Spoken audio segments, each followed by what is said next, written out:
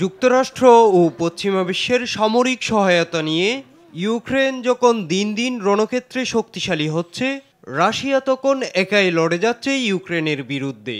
ফলে এই যুদ্ধে টিকে থাকতে নিজেদের সামরিক সক্ষমতা উন্নত করেছে রাশিয়া।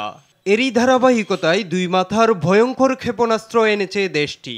নিউজউইকের এক প্রতিবেদন এ তথ্য নিশ্চিত করে। প্রতিবেদনে বলা হয়েছে, KH-101 নামের একটি ক্রুজ ক্ষেপণাস্ত্রের আধুনিকায়ন করেছে রাশিয়া। ক্ষেপণাস্ত্রটি আধুনিকায়নের মাধ্যমে দুই মাথার করা হয়েছে। ফলে এই ক্ষেপণাস্ত্রের ধ্বংস ক্ষমতা আগের চেয়ে আরও অনেক বেড়েছে।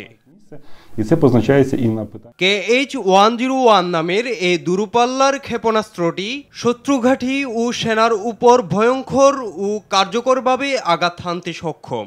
নতুন করে দুটি ওয়ারহেড যুক্ত করায় আগের চেয়ে আরও ভয়ঙ্কর হয়ে উঠেছে এটি।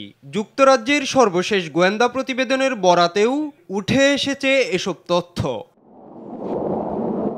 ব্রিটিশ প্রতিরক্ষা মন্ত্রণালয় জানিয়েছে, রাশিয়ার মহাকাশ সেনা BKS এর লং রেঞ্জ এভিয়েশন কমান্ড এটির উন্নয়নে কাজ করেছে। তারা রাশিয়ার প্রধান দূরপাল্লার এই ক্ষেপণাস্ত্রের সক্ষমতা আগের চেয়ে অনেক উন্নত করেছে।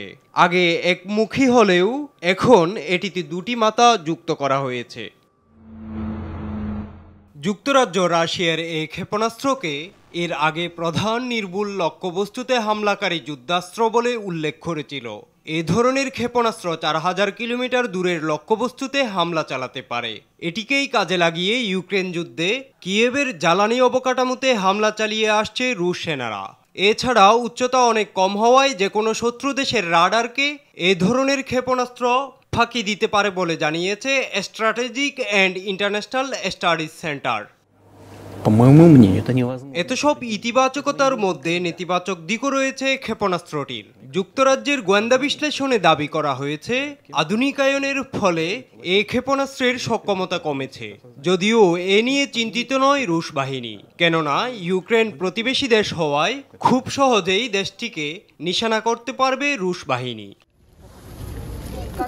বিষয়টি নিয়ে রুশ প্রতিরক্ষা মন্ত্রণালয়ের সঙ্গে ইমেইলে যোগাযোগ করে নিউজউইক, তবে এ বিষয়ে তারা কোনো জবাব দিয়েছে কিনা তা প্রতিবেদনে জানানো হয়নি। ইমরান হোসাইন, RTV।